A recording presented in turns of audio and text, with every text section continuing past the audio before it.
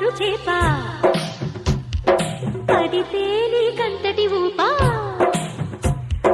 ఒడిలో బంగారు చేప పడితే నీకంతటి ఊపా తడిలో అందాల పాప పడితే పులుసవుతది చేప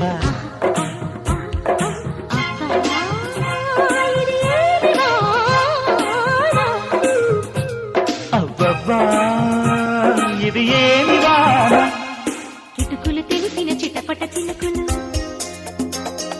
పిటపిటలాడిన పరువపు తడుకులు ఆహా ఆహా ఇది ఏమి వాన? అబ్బబ్బా ఇది